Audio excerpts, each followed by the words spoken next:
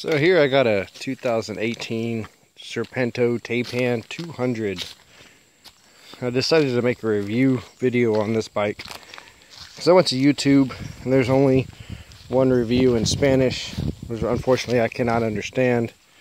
But I figure one review is not enough after the good and bad I've gone through on this motorcycle. Again, this is a Serpento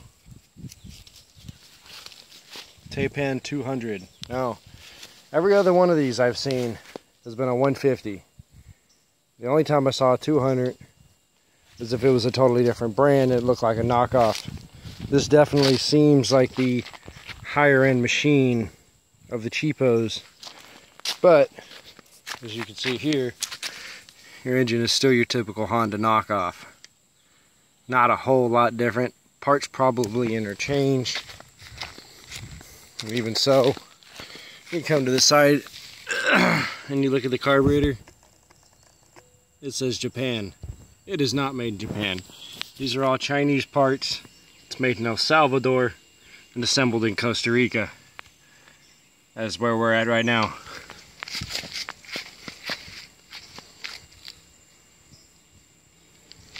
Now, I decided to make this review after I met the break-in period. I've hit 500 kilometers just to see, okay, is it going to make it through it? Is it going to crap out? No, this motorcycle has done fairly well through the break-in period. I haven't been nice to it either. Problems upon original purchase, brand new from Monge. The front spokes and rear spokes were not adjusted. The front weren't adjusted properly. The rear were never adjusted. Another thing, although obvious, it was sitting at the dealer lot. It was sitting on flats. Had to be aired up. Came with no gas. Kind of a disappointment, but not the motorcycle's fault. Cool aspect is, it comes with Castrol right off the bat. I've already done my first oil change after the break-in period at 300 kilometers for the first 1,000 kilometers, change your oil.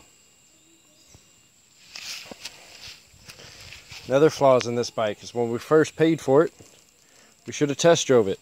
But if I test drove it, I wouldn't own it. Because we got out, tried to drive it away, and the clutch didn't work. That was a bummer. They had to take the case apart and do something inside. An adjustment did not help it.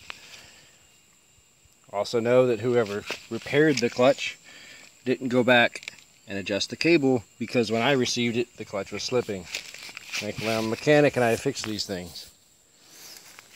Another thing that was an issue, the auto cable right here, where it goes into the actual trigger, was not screwed in hardly at all and fell out in travels. Oh, so what's there?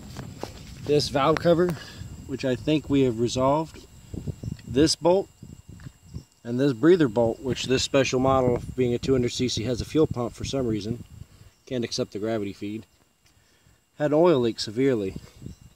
It was leaking all down the jug. Amongst cleaning and tightening, I think it's no longer leaking. Also, the air filter inside here, which is easy to pop off when you pop this cover, there's 3 Phillips screws. It was also not oiled. Our chain here in the back, we have set it to just like it says, you know, about 1 inch of travel. When the bike was received again, it had about 2 inches of travel here. As you can see, it clearly gives you a free play diagram, which is cool. Also, the owner's manual is almost like a service manual on this moto. It gives you all kinds of specs, adjustments, full wiring diagram.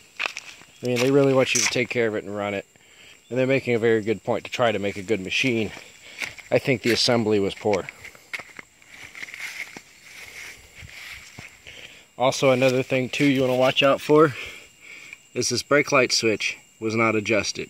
It was all the way down, and when you hit the brake, it never activated. Make that a little clearer, like so. That did not work.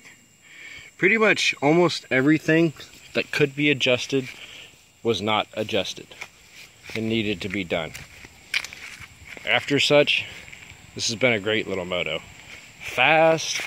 Seems to have a rev limiter though. Now that I've hit 500 kilometers, 503, I decided to take it up and see how much of this said speedometer it will do.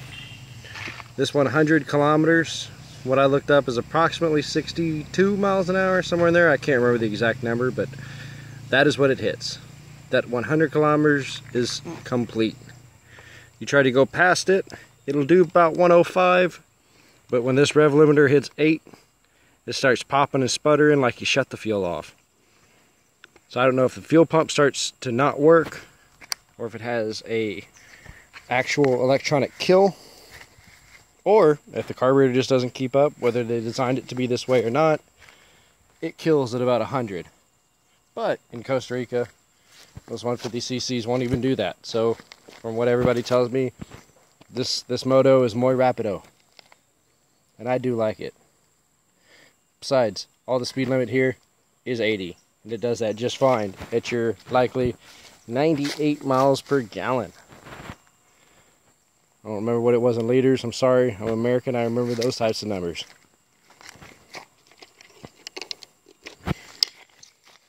Your typical neutral light.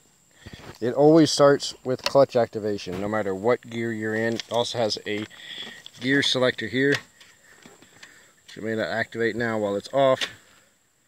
So we're going to keep it neutral and fire it up.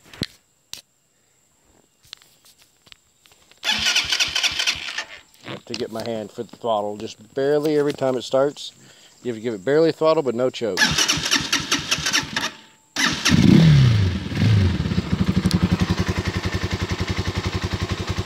For a full engine, it's not bad with no choke. This tach also seems to lie.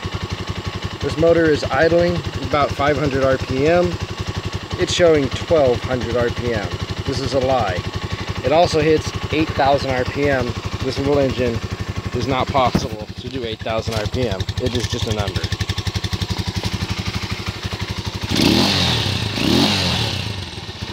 But, like I said, it seems to be a good little machine. It runs great. Waiting to see how it's going to hold up for me. Sorry. But so far, for 500 kilometers, it's done great. It's too bad I'm only here in Costa Rica for this 1 month of the year. I'm going to have to put it into storage after all this riding. But hopefully in April or January we'll be able to pull it back out again, put some fresh gas in it, crank it up, and I'll do another review of how she holds up.